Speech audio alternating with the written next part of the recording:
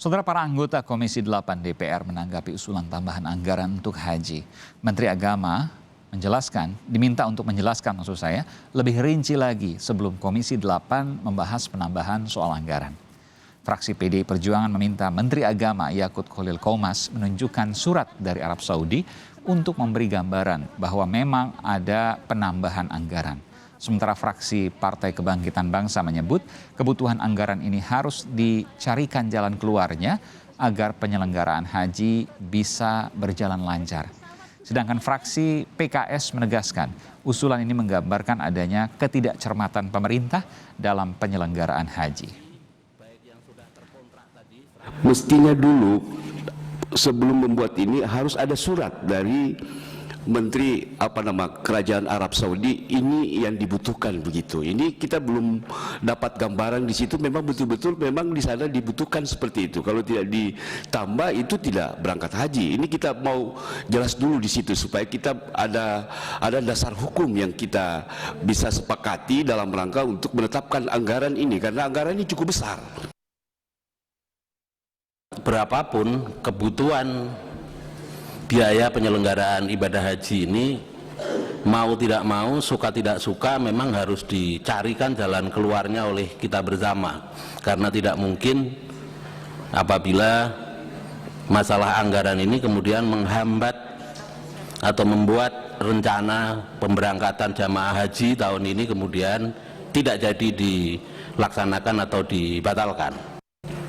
Dalam hal waktu itu atau pemerintah mengajukan 1.500 real sekian atau 1.531 real setara dengan itu, lalu kemudian mengalami perbedaan angka, jadi bukan penambahan.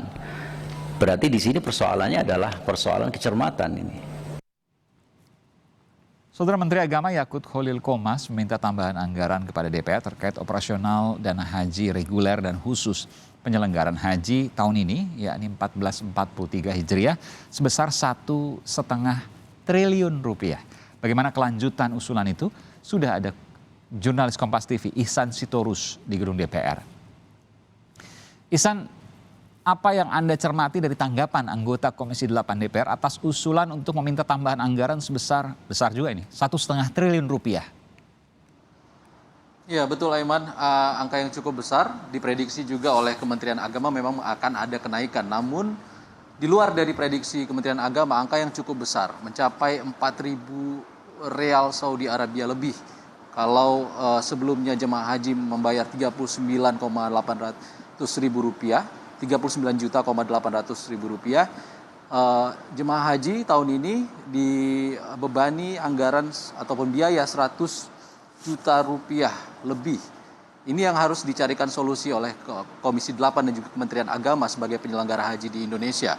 Dan saat ini Komisi 8 menanggapi apa yang disampaikan oleh Menteri Agama Yakut Khalil Qomas, permohonan tambahan anggaran ini apakah merupakan kesalahan mismanagement atau masalah internal, karena sebelumnya Menteri Agama Yakut Khalil Qomas menyampaikan kenaikan ini dikeluarkan kebijakannya oleh pemerintah Arab Saudi secara tiba-tiba.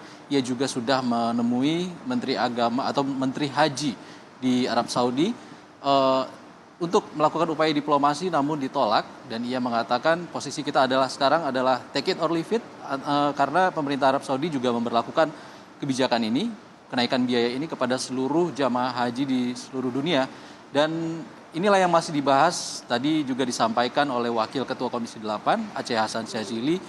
Dana haji cukup besar kalau digunakan untuk mensubsidi kekurangan ini, sekitar 60 juta rupiah per jamaah, dan ini yang harus didalami lebih cermat oleh Komisi 8 dan juga Kementerian Agama dan juga Badan Pengelola Keuangan Haji. Dan rencananya pukul 8 malam ini kami tadi sudah menanyakan kepada Yandri Susanto, Ketua Komisi 8, akan ada FGD atau Focus Group Discussion yang akan dilakukan oleh Komisi 8 dan BPKH serta Kemenak di Hotel Sadika Sleepy untuk membahas lebih lanjut seperti apa perincian lebih jelasnya kepada Komisi 8 antara Kemenak dan juga BPKH, dan akan dilanjutkan esok hari dalam raker di Komisi 8 DPR untuk memutuskan secepatnya bagaimana dengan solusi masalah biaya ini.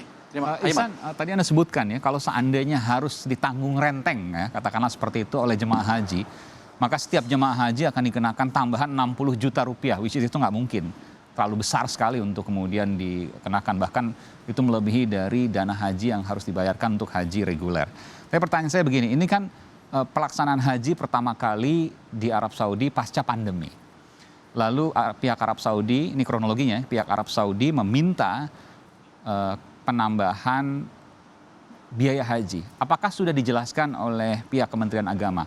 Untuk apa tambahan biaya haji yang dimintakan oleh pemerintah Arab Saudi? Ya betul, tanggal 13 April lalu sebenarnya Kementerian Agama dan Komisi 8 sudah menyepakati di angka kisaran 1.400 real Arab Saudi, itu sekitar masih kenaikan yang cukup normal.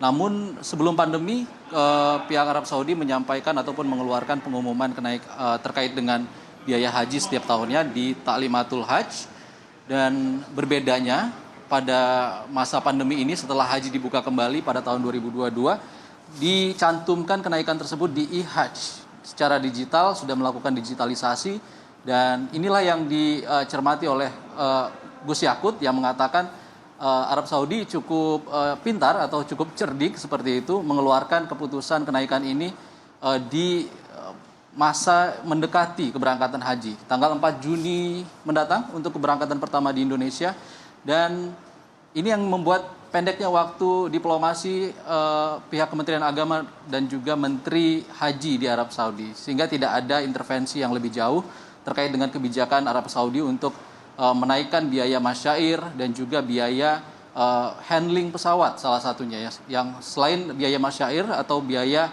angkutan bus di Arafah, Mina, dan juga terkait dengan biaya pembimbing haji di daerah. Aiman. Baik, iya, nanti kita akan tunggu, tentu ini menjadi sebuah perhatian yang menarik karena pasca pandemi ternyata ada tambahan 1,5 triliun rupiah untuk pelaksanaan haji tahun ini.